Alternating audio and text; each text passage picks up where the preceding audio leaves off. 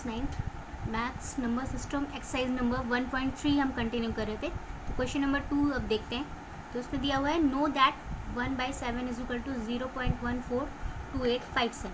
ठीक है, आपको एक वैल्यू दी है 1/7 की 0.142857। ठीक है, और कहा गया कि can you predict the decimal expansion of 2/7, 3/7, 4/7, 5/7 and 6/7।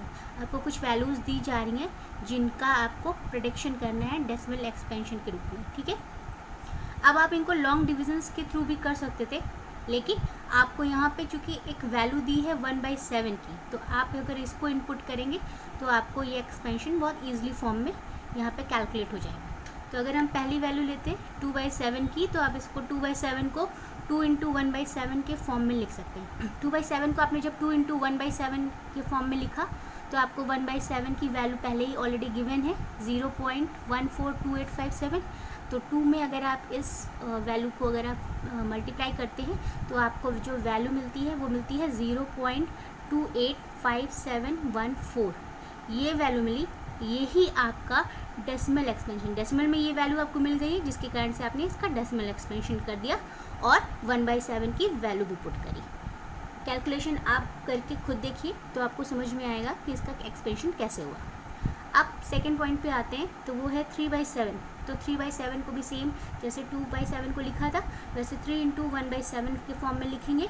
1/7 की वैल्यू वही रखनी है 0.142857 और 3 से मल्टीप्लाई करना। ठीक है, तो आपको मिलता है 0.428571। ये वैल्यू आपको मिली जो कि ऑलरेडी डेसिमल फॉर्म में ही है। तो आपको डेसिमल एक्सपेंशन दिखाना था तो 3/7 का भी आपने डेसिमल एक्सपेंशन दिखा दिया। अब इसी तरह से आपको 4/7 का भी करना है। 4/7 को जैसे आपने 3/7, 2/7 को इंटू के फॉर्म में लिखा था, इसको भी 4 × 1/7 के फॉर्म में लिखेंगे। और सेम प्रोसीजर यहाँ पे भी है। 4 ये वाला आपको 1/7 की वैल्यू 0.142857 मल्टीप्लाई करने पे जो वैल्यू मिलती है वो मिलती है 0.571428। ये आपका डेसिमल एक्सपेंशन। तो ये सॉल्व हो जाता है। आपको बाकी की दो वैल्यूज़ भी दी हुई हैं 5/7 और 6/7।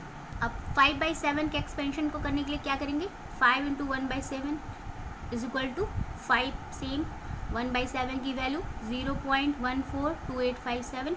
ये वैल्यू आपके क्वेश्चन में गिवन है, आप ध्यान से देखिएगा आपको दिखेगा। उसके बाद फिर जब आप मल्टीप्लाई करेंगे तो 0.714285 ये वैल्यू आपको मिल गई। उसके बाद आपके पास एक और सॉल्व करने के लिए है 6/7। 6/7 का भी एक्सपेंशन पहले आपको लिखना है 6 × 1/7 के फॉर्म में। और 6 आपका ऑलरेडी जो यहाँ पे है वो 1/7 की वैल्यू 0.142857 मल्टीप्लाई करने के बाद वैल्यू मिलती है 0.857142। इस तरह से आपके जो 5 पॉइंट्स थे वो सॉल्व हो गए आपके गिवन वैल्यू के बेसिस पे। ठीक, अब आते हैं क्वेश्चन नंबर 3 पे।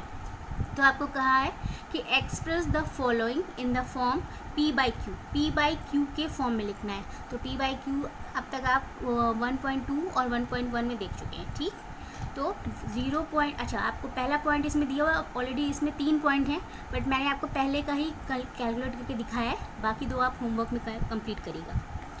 0.6 को, अच्छा ऊपर बार कोड लगा तो इसका क्या मतलब है आपका कि ये नॉन टर्मिनेटिंग। नॉन टर्मिनेटिंग मतलब कि अगर आप डिवाइड करते हैं अगर इसको, तो आगे भी आपको इसमें डेसिमल में वैल्यू मिलती जाती है, यानी 0.6666 सो ऑन। ठीक, तो वही हमने यहाँ पे लिख भी दिया है कि नॉन टर्मिनेटिंग है तो 0.666 सो ऑन। अब हमेशा क्या करते हैं, जब कोई चीज़ पता नहीं होती है, फॉर्म में लिखना होता है या फिर हमें कोई चीज़ वैल्यू निकालनी होती है एजम करके, तो हम हमेशा मानते हैं कोई चीज़।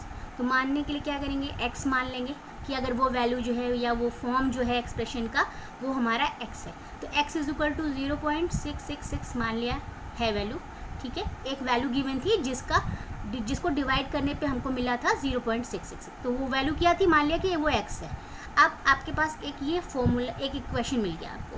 ठीक, अब इस इक्वेशन में अगर आप 10 से मल्टीप्लाई करते हैं, आपने लास्ट ईयर आप क्लास 8 में ये कर चुके हैं, तो आपको जब एक्सपेंशन दिखाना होता है तो आप क्या करते थे, समीकरण में 10 से मल्टीप्लाई करते थे।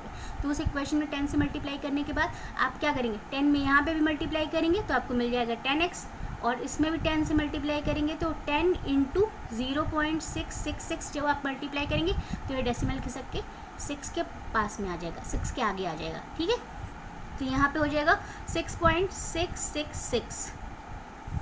अब आप अगर 10x इज इक्वल टू 6.666 करते हैं तो आपको यहाँ पे आपने देखा होगा कि पॉइंट के आगे यहाँ पे 3 6 थे, तो आपने जब मल्टीप्लाई किया तो यहाँ पे आपका एक एक्स्ट्रा आपको लग रहा होगा कि कहाँ से आ गया। तो आप इसको नहीं भी लिख सकते हैं, कोई ज़रूरी नहीं, लेकिन हमने आपको पहले ही बता दिया था कि ये नॉन टर्मिनेटिंग है तो 0.666 कई बार हो सकता है। तो हमने यहाँ के हिसाब से ये पॉइंट्स जो 6 थे ये आपके 4 वो ले लिए थे, ठीक है। तो 10x इज इक्वल टू आप 6.666 को अगर आप एक दूसरे एक्सपेंशन फॉर्म में लिखेंगे तो आप इसको क्या लिख सकते हैं, अगर 6 यहाँ से अगर आप नहीं देखें तो आपको क्या दिख रहा है 0.666, तो ये वैल्यू आपकी हो गई।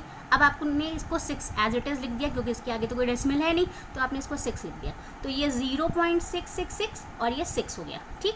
तो 10x इज इक्वल टू आपने 6 लिखा प्लस, अच्छा ये 0.666 की जो वैल्यू थी ये किसके इक्वल थी, x के इक्वल थी। तो जब ये x के इक्वल हो गई तो आपने इसको x लिख दिया। अब आपने क्या किया 10x is equal to 6 plus x लिखा। अब आप इस वाले x को यानी जो ये प्लस वाला x है इसको आप दूसरी तरफ ले आइए, तो 10x minus X is equal to 6 हो गया। अब अगर 10x माइनस एक्स में से अगर आप एक माइनस करते हो तो क्या होता है 9x मिलता है आपको। 9x इज इक्वल टू 6 मिला, तो x की वैल्यू आपको क्या मिल जाएगी 6/9। 6/9 भी आप लिखेंगे तो भी ठीक है, और अगर आप इसको और डिवाइड करके लिखना चाहते हैं तो 2/3 के फॉर्म में भी लिख सकते हैं। तो आपको पूछा था उन्होंने कि p/q के फॉर्म में आपको एक्सप्रेस करना है, तो आपको ये वैल्यू 0.6 बारकोड की नॉन टर्मिनेटिंग जो था वैल्यू उसकी मिल गई, ठीक। Second point, third point, fourth point, 3 point है इसमें, उन्हें आपको कैलकुलेट करना है।